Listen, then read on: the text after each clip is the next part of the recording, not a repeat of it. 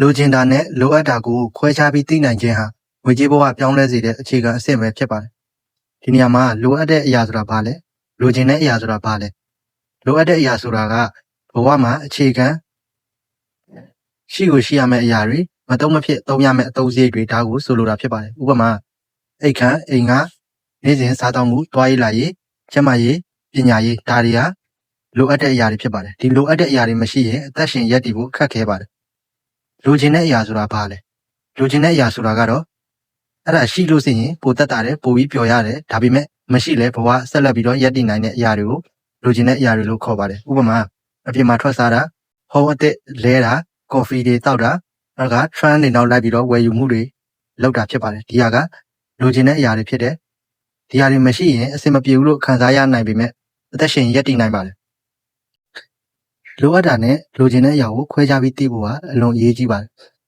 လိုချင်တဲ့အရာကိုလိုအပ်တဲ့အရာလိုမျိုးစိတ်ထဲမှာသတ်မှတ်ပြီးတော့သုံးစွဲမယ်ဆိုရင်ငွေကြေးကစုဆောင်းမှုနောက်တစ်ခါတကယ်အရေးကြီးတဲ့နေရာတွေမှာသုံးဖို့အတွက်အရေးကြီးတဲ့နေရာတွေမှာသုံးဖို့အတွက်ကိုအခက်အခဲဖြစ်လာနိုင်ပါတယ်။အဲဒါကြောင့်မို့လိုအပ်ချက်နဲ့လိုချင်တဲ့အရာကိုခွဲခြားပြီးသိအောင်လုပ်ရပါမယ်။အဲ့လိုခွဲခြားတဲ့နေရာမှာမေးခွန်း၅ခုမေးသင့်ပါတယ်။နံပါတ်1ချက်မဝယ်ရင်ဘာဖြစ်မလဲ။တကယ်၍ဒီဟာကလိုအပ်တဲ့အရာဆိုရင်ဘဝထိခိုက်နိုင်တယ်။တကယ်လို့လိုချင်တဲ့အရာဆိုရင်တော့စိတ်မကောင်းရုံလောက်ပဲဖြစ်လိမ့်မယ်။နံပါတ်2ချက်နံပါတ်2မေးခွန်းကတော့ဒီဟာမရှိရင်အလုပ်လုပ်နိုင်လား။လိုအပ်တဲ့အရာဆိုရင်တော့ဒီဟာမရှိရင်အလုပ်လုပ်လို့မရဘူး။လိုချင်တဲ့အရာဆိုရင်တော့အလုပ်လုပ်လို့ရတယ်။နံပါတ်3ချက်မနှက်ဖြန်မှာဝယ်ရင်အဆင်ပြေနိုင်လား။လိုအပ်တဲ့အရာဆိုရင်တော့ချက်ချင်းလိုအပ်နေတဲ့အရာဆိုရင်တော့အဆင်မပြေဘူး။ဒီနေ့ဝယ်ရမယ်။ဒါမှမဟုတ်လိုချင်တဲ့အရာဆိုရင်တော့မနှက်ဖြန်မှာဝယ်လဲဘာမှမဖြစ်ဘူးလို့ပြောလို့ရတယ်။နံပါတ်4မေးခွန်းကတော့ဒီဟာကတာဝန်လားဒါမှမဟုတ်ကိုယ့်ရဲ့စံတာလား။အခုဒီဟာကိုလုပ်ဖို့လုပ်ရမယ်အလုပ်တစ်ခုကိုလုပ်ဖို့လုပ်ရမယ်ဆိုတဲ့အရာကတာဝန်ဆိုရင်ဒါကလိုအပ်တဲ့အရာဖြစ်ပြီးတော့ကိုယ့်ရဲ့စံတာလှုပ်ရှင်လို့လုပ်တာဆိုရင်တော့ဒါက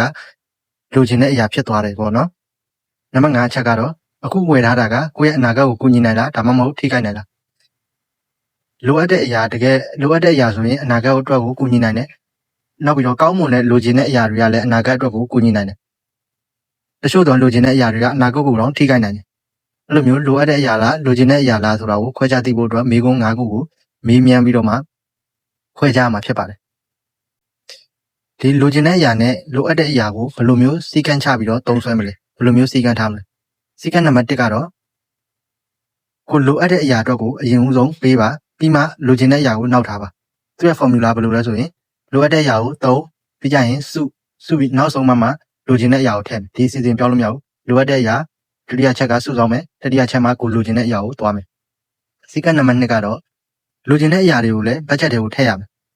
လိုချင်တဲ့အရာကို budget ထဲမထည့်လို့မရဘူးဘာလို့လဲဆိုရင်ကျွန်တော်တို့နေ့စဉ်လုပ်နေတဲ့အလုပ်တွေမှာကိုလိုချင်တဲ့အရာလေးတွေကကိုအတွက်စုလက်အနေနဲ့ပြန်ပေးတဲ့သဘောမျိုးနဲ့ဒါ budget တွေကိုထည့်ရအောင်စီကံနံပါတ်3ကတော့ခုနကျွန်တော်ပြောသလိုပဲပေါ့နော်ဒီလိုချင်တဲ့အရာကိုစုလက်ဖြစ်နေပြန်ရောပေးတာဖြစ်ပါတယ်လိုချင်တဲ့အရာကိုလည်းဖြုတ်ထားလို့မရဘူးပေါ့နော်လိုချင်တဲ့အရာကိုအတွက်စုလက်အနေနဲ့ပြန်ရောသုံးဖို့လိုအပ်ပါတယ်နံပါတ်4စီကံချက်ကတော့လိုချင်တဲ့အရာတွေကိုနှောင့်နေအောင်လုပ်ပါဥပမာချက်ချင်းဝယ်ခြင်းနဲ့ချက်ချင်းရမှကျေနပ်တယ်ဆိုတဲ့အရာတွေကို24နာရီလောက်စောင့်လိုက်ပါဒါမှမဟုတ်9ရက်စောင့်ကြည့်လိုက်ပါဒီ24နာရီအတွင်းမှာ24နာရီကုန်သွားတဲ့အချိန်မှာကိုကဒီဟာကိုထပ်ပြီးတော့လိုချင်နေသေးတယ်ဒါမှမဟုတ်9ရက်စောင့်ပြီးတဲ့အချိန်မှာလည်းဒီဟာကိုထပ်ပြီးလိုချင်နေသေးတယ်ဆိုရင်တော့ဝယ်လိုက်ပါအကယ်၍9ရက်စောင့်ပြီးသွားပြီဆိုရင်9ရက်စောင့်ပြီးသွားလို့မှဒီဟာကိုကမလိုချင်တော့ဘူးဆိုရင်တော့